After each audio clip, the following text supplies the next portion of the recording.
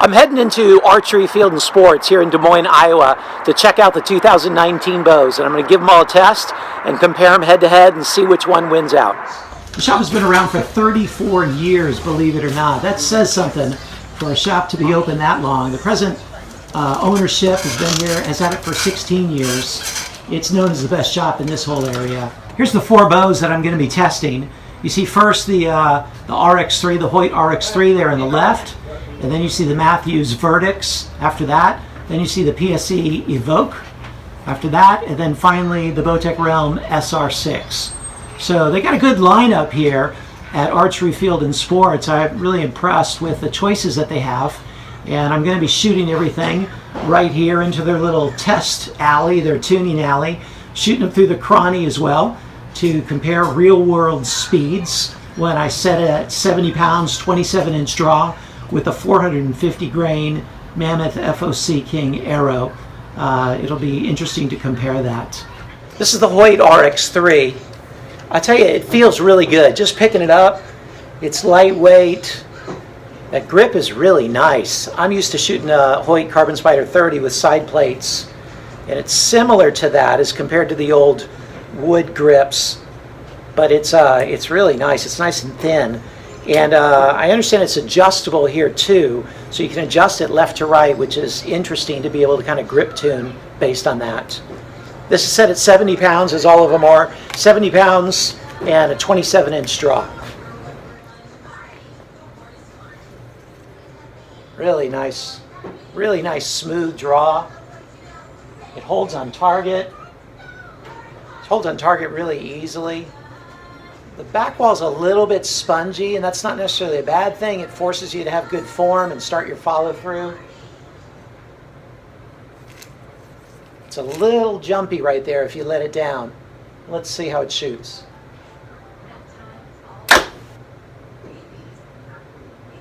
That feels really nice. It's got a little bit of hand vibration, but it's pretty light, right? And there's nothing on it. It's listed as 3.9 pounds.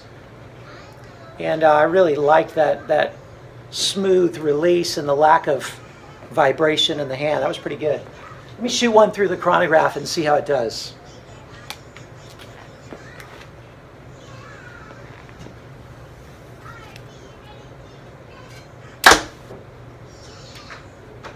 .259. Okay, here's the Mathews Verdicts. It's got kind of that boxy look, okay? I know everybody has a different taste in the aesthetics and stuff. It's got a bit of a boxy look. It's definitely got weight, okay?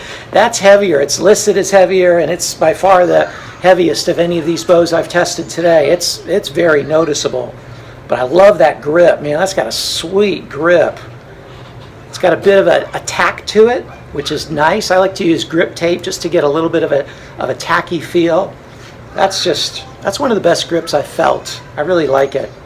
The Hoyt had a really good grip, and this does as well. So again, this is 70 pounds, 27-inch draw, shooting a 450 grain arrow. Let's see how it feels.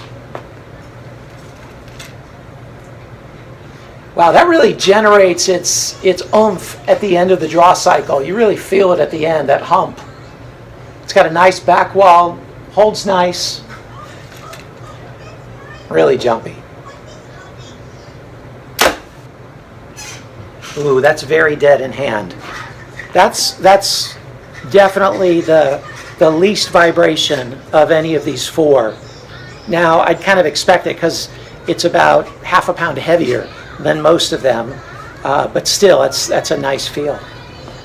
Let's see what kind of speeds we're getting.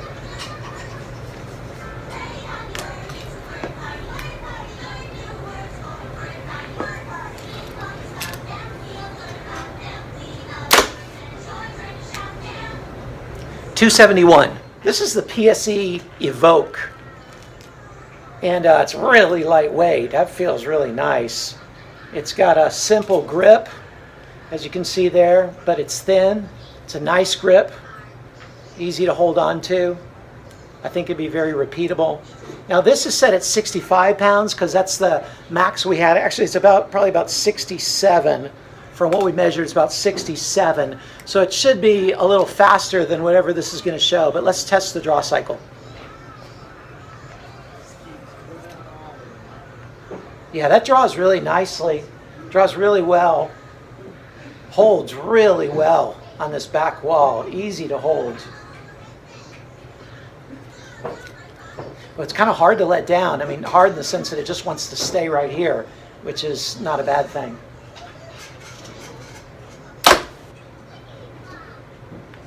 It's got noticeably more vibration than the RX3. But again, this is bare bow and it's really lightweight. It's not terrible by any stretch. It's not even bad. It's good. But it's just a little bit more than the RX3 does. Let's see the speed. Again, 67 pounds, 450 grain mammoth arrow.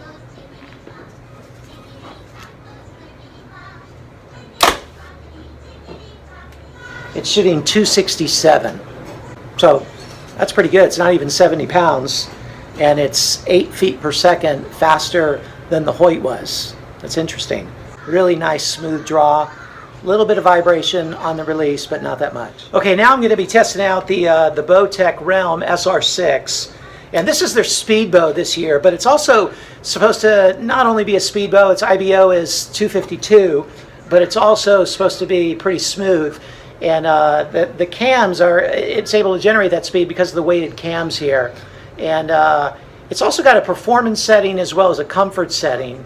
And the performance setting, like I said, is up to 252. The comfort setting just allows for an easier draw. So I'm going to be testing it at the performance setting. 70 pounds, 27-inch draw, just like the others. Let's see what happens. It's got a nice grip, by the way. Real thin. Feels like it'd be a very repeatable grip. I like it.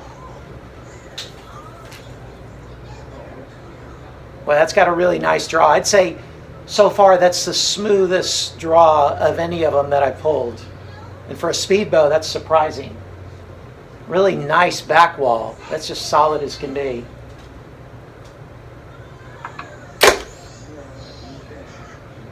Oh, that was nice.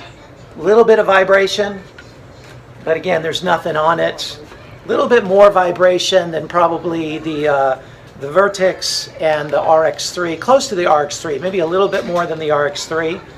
It's a little bit, it's listed as a little bit heavier than the RX3. Honestly, when I hold both of them, they feel really similarly, while the Vertex feels quite a bit heavier.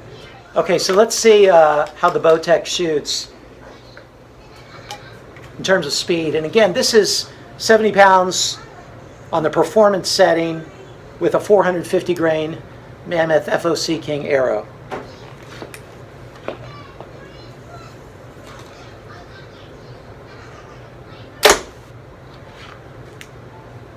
.272. So that's coming in at 272. Again, very little hand shock. That's nice. So as I think about all these bows and compare them, honestly, there's no loser in the bunch. I mean, sometimes when I test bows, you kind of go, whoa, what were they thinking? But that's not the case with these. I really like all of them. They each have their niche. And again, everybody has different hunting styles, different hunting purposes, different anatomies, and these bows with the different cams, they shoot differently or feel differently at different draw lengths. So I can only say for me how they feel. Again, all of them I thought were really nice. I was impressed with the PSE. I was impressed about the smoothness of draw. Again, it was a little bit less. It was down like 67 pounds of draw, but I was impressed with that. I like the grips on all of them. They're different, but I like them, especially like the Hoyt, and I like the Vertex in terms of grip. The Vertex definitely was the winner in terms of hand shock. There's very little, it's dead in hand, but then again, you already got an extra half pound on there, so once you put a half pound of accessories on any of the others, I'm sure they're going to be just as dead in hand as that was. In terms of speed, the fastest by a little bit was the Bowtech, and then followed by the Vertex, followed by the PSE, even at a lower poundage of 67 pounds, and then the last was the Hoyt RX3. I like the feel of the Hoyt in terms of how it drew. It drew pretty smoothly. Not a big fan of the spongy back wall, but that's just a personal thing. It was a little jumpy letting it down. That's okay. Wasn't a big fan of the Vertex and how it drew. Like that felt more like I'm pulling a 75-pound bow or 78-pound bow or something. That was by far the hardest to draw. But again, it generated quite a bit of speed. I'd say for the balance of speed and draw, the Bowtech really shined for me. I didn't expect that upon originally shooting it. That really impressed me, to generate the most speed and yet be the smoothest for me to draw. That's pretty impressive. I was really surprised by that. So this is a winner. I may go home with the Bowtech Realm SR6. If I rank the bows in terms of smoothness of draw, I would rank them in this order: the Bowtech Realm SR6 first, then the PSE Evoke, and then the Hoyt RX3. And those were all pretty good, but that's the order I'd put them in. And then the Mathews Verdicts, not really my favorite in terms of the draw. Ranked in terms of hand shock upon the shot, the hand vibration, the felt vibration, definitely the Vertix was first, followed by the Hoyt, followed by the Bowtech, though that was close to the Hoyt, and then finally the PSE Evoke. Ranked for speed, the Bowtech Realm on the performance setting SR6, followed by the Mathews Verdicts, followed by the PSE Evoke, followed by the Hoyt RX3. Factoring in everything, the ease of draw, the speed, the weight, the grip, the hand shock, all those things, this is the order that I put them in for me at this draw length. The Bowtech Realm SR6, followed by the Hoyt RX3, followed by the PSE Evoke, followed by the Mathews Verdicts.